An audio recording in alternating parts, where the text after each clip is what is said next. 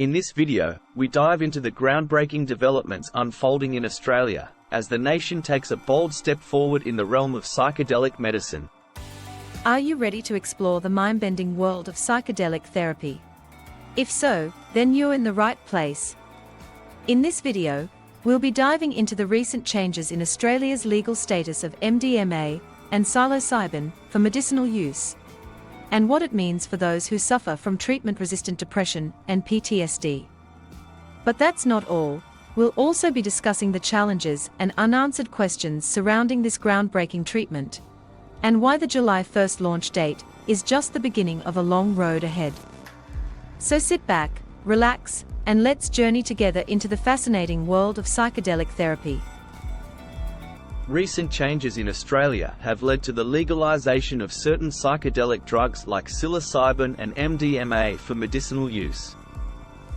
The Therapeutic Goods Administration, TGA, has downscheduled these drugs to Schedule 8, allowing authorised prescribers to use them in controlled medical settings to treat specific mental health conditions. Keep watching to learn more about the recent changes in Australia's legal status of psilocybin and MDMA and the implications for psychedelic therapy.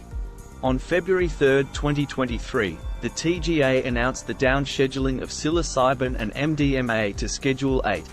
This means that psychiatrists who are authorized prescribers can use medicines containing these drugs to treat specific mental health conditions like treatment-resistant depression and PTSD.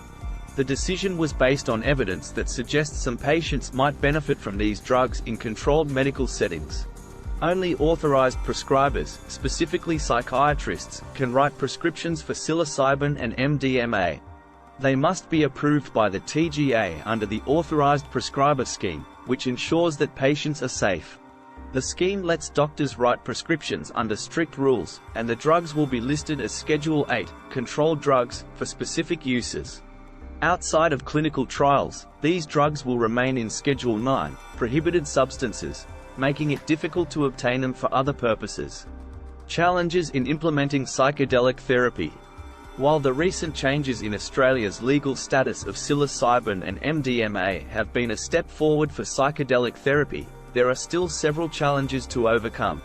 Ethics approval for psychedelic therapy outside of clinical trials is difficult to obtain, and there are concerns about implementing it in community settings. There are funding problems as no funders have been identified yet, and health professionals have not received adequate education on these substances. Furthermore, no training courses have been endorsed, and many health professional bodies have not endorsed this treatment. Clinical trials coordinators are unsure about the necessary qualifications for therapists. The recent changes in Australia's legal status of psilocybin and MDMA for medicinal use have opened up new possibilities for psychedelic therapy.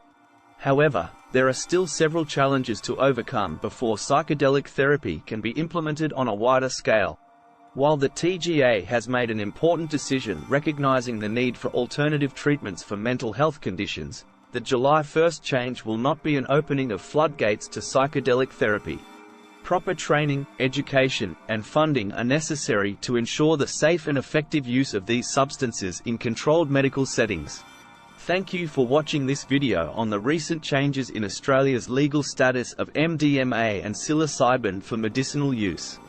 It's an exciting time in the world of mental health treatment as we explore the potential benefits of psychedelic therapy.